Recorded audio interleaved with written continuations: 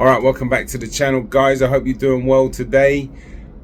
A little bit late with this news. Anthony Joshua takes on Francis Ngannou March the 8th in Saudi Arabia. I actually don't mind this fight. I quite like it actually for AJ. Just in the sense where, like, I think it's the best thing for him in terms of from a promotional standpoint. I always try to put myself in people's shoes, right? I think that's really important. And if you were Eddie Hearn and you have an opportunity to fight somebody for probably the biggest outside of like the undisputed Usyk or Fury, Ngannou's probably the biggest fight in the heavyweight division for Anthony Joshua, just like that, you know, because of his performance, because he did shock the world against Tyson Fury. You know, whether you think it won or not, I still haven't seen the fight properly on a proper like the fight I watched it on. It was so hard to judge what the hell was going on. It just did zoom-ins on people's faces, and it looked to me like Fury just nicked it, but nonetheless, he still shocked the world and put in a great performance and really proved a lot of people wrong, including me. And he kept his shape, and he was powerful, and he kept his stamina for the look, for what it looked like, and he fought a great fight. Do you know what I mean? And he fought supposedly the best heavyweight in the world, and he came out, win or lose, he came out with his stock dramatically risen. And so from a promoter standpoint, Eddie Hearn, you know, AJ should be beating Ngannou. There's an element of risk there, of course there is, just because of how big and powerful he is, which is why I think there's a lot of people that think AJ's just going to walk through Ngannou, but I'm not one of those people. I don't think so. There's like a lot of people saying he's going to smash him in like 4 or 5 rounds. Maybe he will, but I think the size of Ngannou, I think the power and the strength, and just the, obviously now we know he can counterpunch.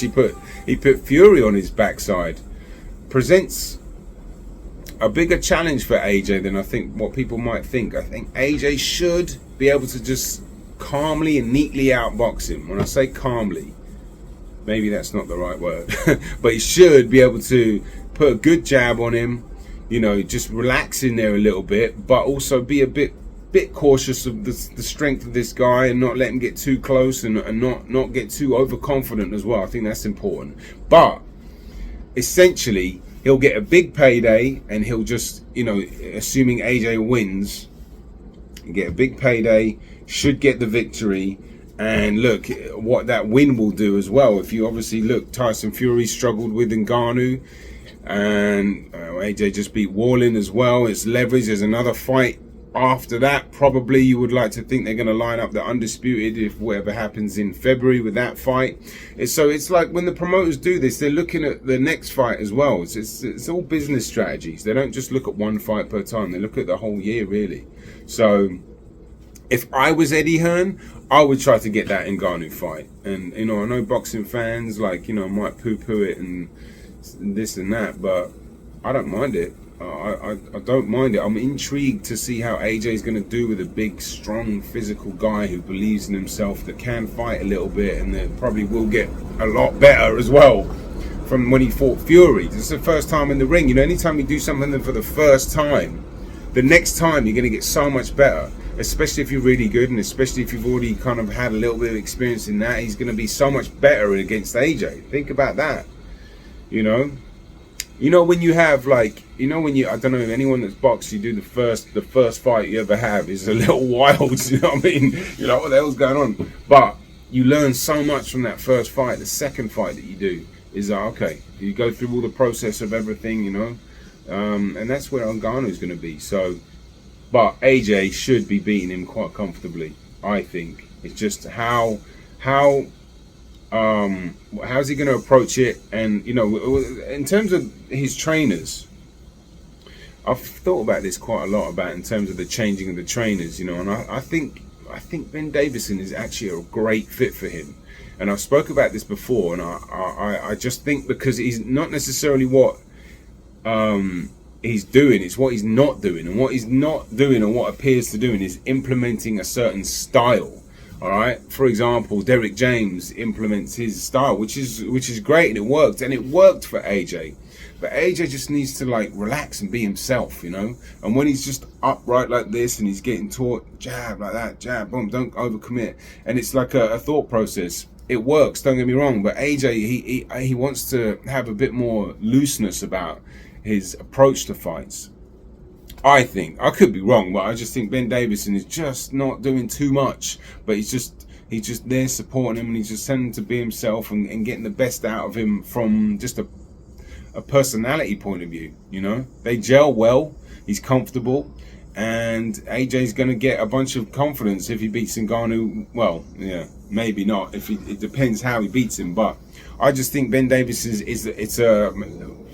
I'm rambling a little bit, but less is more approach. All right, that's all I'm trying to say. And I think Robert Garcia had a totally different connection with AJ as well. They just did not get on. AJ needs to be supported, really, as opposed to really told what to do, I think. And I know Derek James probably did tell him what to do for a bit, and I think it worked for a bit, but I just don't think AJ's in that.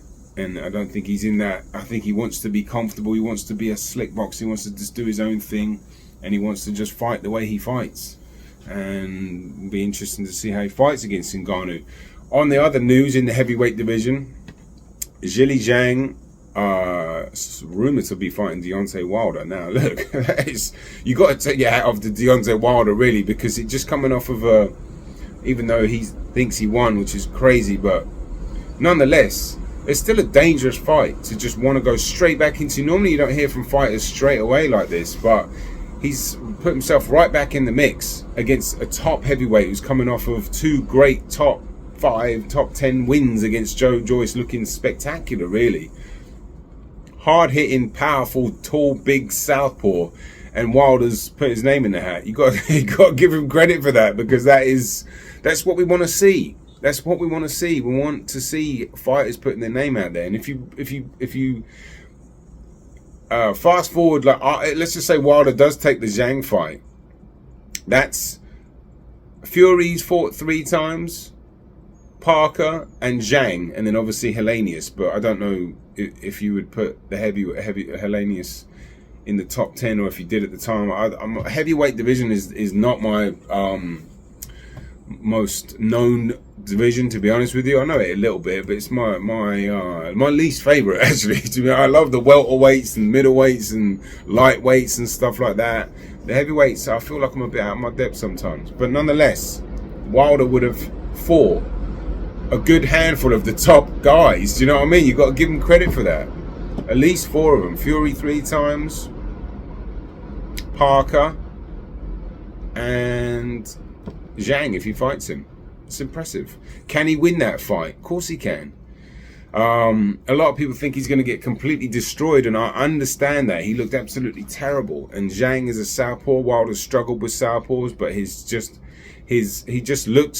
he looks like, and I did say this in the pre-fight, he looks like Fury's taken a lot from him. But his lateral movement, I think, is what really hurts him, you know, because he looks like he's about to fall over a lot of the time, especially when he's going left. And he just stumbles around, and Wilder's better if he just doesn't move his feet so much, because he had to set his feet to get that right hand off. But Parker was doing something very neat in taking that right hand away, just ducking underneath ever so slightly. He could see it coming, and he just ducked, and he made that look easy. All right, and that's not that easy. You got to have the fortitude and the ability to do it, to come forward in that zone, knowing there's a major power puncher right in front of you, and then to see it and then to time it and get it right every time. Execution, belief, skill, vision, you know, coordination. Low center of gravity Parker had too. Zhang, look, although he's a good fighter, he presents different possibilities. I would like to think Wilder would have a better chance of landing on Zhang after seeing the Parker fight. I know, like, I was saying Wilder's never not landed, you know, but I think they really did their homework, the Parker fight. But can Wilder land against Zhang? He should be able to, right? That southpaw killer. But Wilder's jab is a problem for me as well, because it's so awkward and rigid. It's like a half up jab, and he does that. That's going to be really bad against Zhang, who's just going to be able to pat it down and get his left hand off. It's looking rough for Wilder, to be honest. That fight's a rough fight for Wilder. But, you know, he always got a chance because of his, you know, insane power. He's just got to find a way to get that right hand off a little quicker, not move his feet so much, not be so frantic with it. And if I was Malik Scott training him, I would just get him to shoot a straight right hand non-stop. You know what I mean? Just pull the trigger like that all day.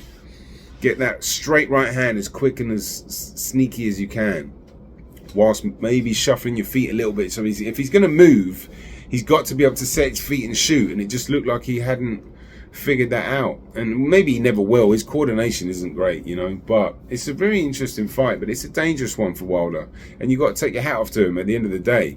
You do. Hopefully we can get an announcement on that. And then just to end this really quickly, there's obviously talks of Filip Hrgović and Joseph Parker.